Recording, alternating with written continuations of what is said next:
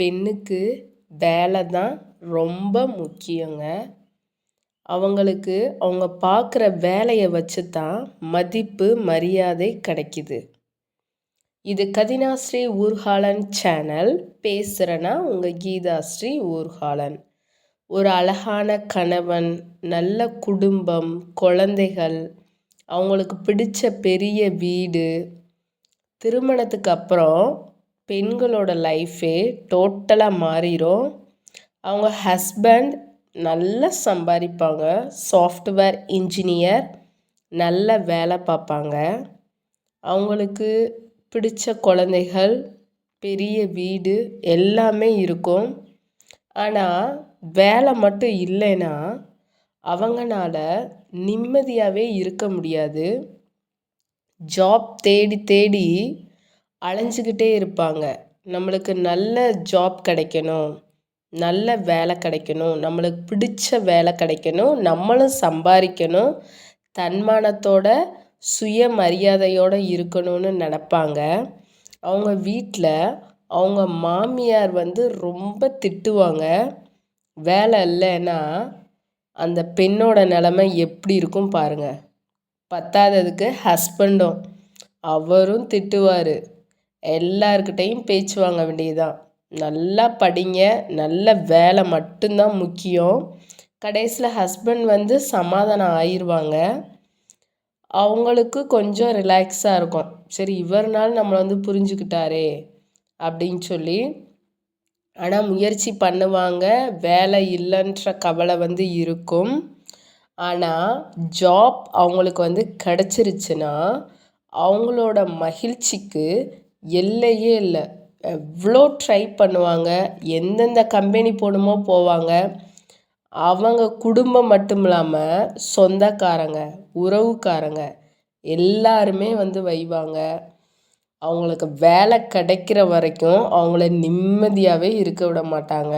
ஒரு வழியாக அவங்களுக்கு பிடிச்ச வேலை கிடச்சி அவங்க நல்லபடியாக வேலைக்கு போயிட்டாங்கன்னா சும்மா வேற லெவலுங்க.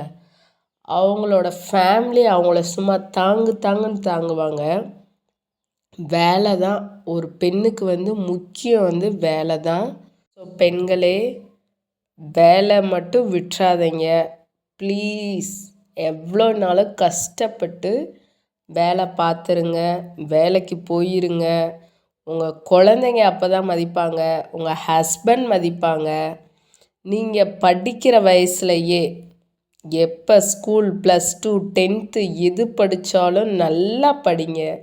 உங்களால் எவ்வளோ ஹார்ட் ஒர்க் போட முடியுமோ போட்டு நல்லா படித்து உங்களால் முடிஞ்ச அளவு மார்க் எடுத்து நீங்கள் நல்ல ஜாப்புக்கு போயிருங்க. போயிட்டீங்கன்னா நீங்கள், உங்களோட குழந்தைக, உங்களோட ஹஸ்பண்ட், உங்களோட குடும்பம், உங்களோட அப்பா அம்மா ரொம்ப நல்லபடியாக பார்த்துக்கிருவீங்க. நீங்கள் ஒரு பெண்ணுக்கோ ஆணுக்கோ கஷ்டம், வேலை இல்லைன்னா மட்டும் ரொம்ப கஷ்டங்க. யாருனாலையும் தாங்கவே முடியாது. எதுக்கு நம்ம திட்டு வாங்குகிறோம், எதுக்கு பை வாங்குகிறோன்னே தெரியாது. அந்தளவு மனசு வேதனைப்படும். பசங்க இதை விட இன்னும் கொஞ்சம் முன்னாடி தான் சொல்லணும். ஏன்னா அவங்கள சுருக்குன்னு வைவாங்க.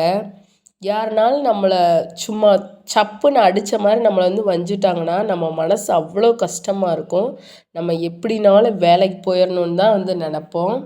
உங்களுக்கு அப்படி எதுவுமே தெரியலனா நீங்கள் ஒரு பேப்பரில் எழுதுங்க.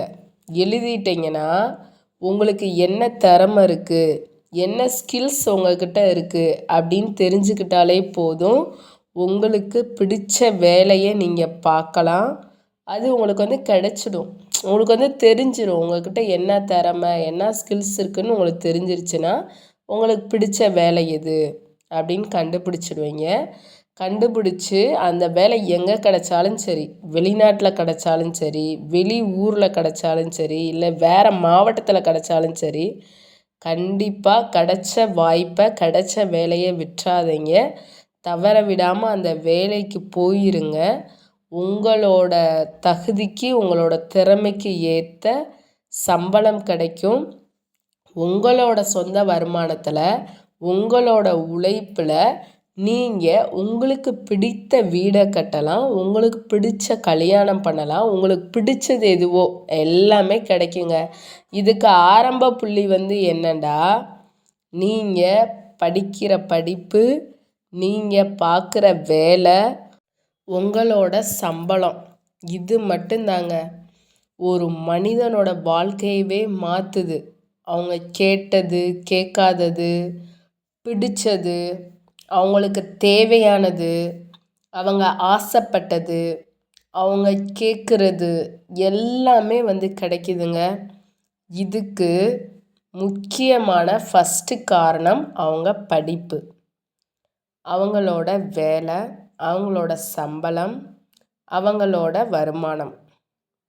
இதை பொறுத்து தான் அவங்களுக்கு பிடிச்ச வீடு, பிடிச்ச ஒய்ஃப், பிடிச்ச காரு, அவங்களோட ஃபேமிலியே அடுத்த 20 வருஷத்துக்கு அவங்க ரொம்ப ஹாப்பியாக, ரொம்ப ஜாலியாக வந்து வாழலாம். எல்லாத்துக்கும் ஃபஸ்ட்டு நீங்கள் பெறக்கூடிய அவமானம், நீங்கள் வாங்கின வேலை, உங்களோட சம்பளம், பணம், உங்கள்கிட்ட இருக்க பணம், அது மட்டும்தான் உங்களையும் உங்கள் மனைவி, உங்களோட குழந்தைகள், உங்களோட குடும்பத்தை வந்து உயர்த்துது. இதுக்கு நீங்கள் என்ன பண்ணணுன்னா, நீங்கள் வேலை பார்த்து சம்பாதிக்கலையே உங்களோட சம்பள பணத்தில் கொஞ்சம் பணத்தை சேவ் பண்ணுங்கள். சேவிச்சிட்டிங்கன்னா, சேமிப்பு தாங்க ரொம்ப முக்கியம். சேவ் பண்ணிட்டீங்கன்னா நீங்கள் இஎம்ஐ கட்ட தேவையில்ல, லோன் போக தேவையில்ல. நீங்கள் உங்கள் லைஃப்பை ரொம்ப ஜாலியாக, ரொம்ப ஹாப்பியாக, உங்களுக்கு பிடிச்ச மாதிரி, உங்களுக்கு எப்படிலாம் தோணுதோ அந்த மாதிரி வந்து வாழலாம். சேமிங்க. சேவிங்ஸ் ரொம்ப ரொம்ப முக்கியம். சம்பாதிக்கிற வயசுலையே நம்ம வந்து சேமிச்சிட்டோன்னா நம்ம குழந்தைங்கள நம்ம நல்லபடியாக வளர்க்க முடியும், பார்த்துக்கிற முடியும். ஒரு இயருக்கும், ஒரு மந்த்துக்கும் நான் இன்னது வாங்குவேன், நான் இவ்வளோ சேமிப்பேன், நான் இதை வந்து செய்வேன், இந்த பொருள் வாங்குவேன்னு சேமிச்சிங்கன்னா உங்கள் லைஃப் சூப்பராக மாறிடும். ஸோ ரொம்ப ஹாப்பி. நன்றி.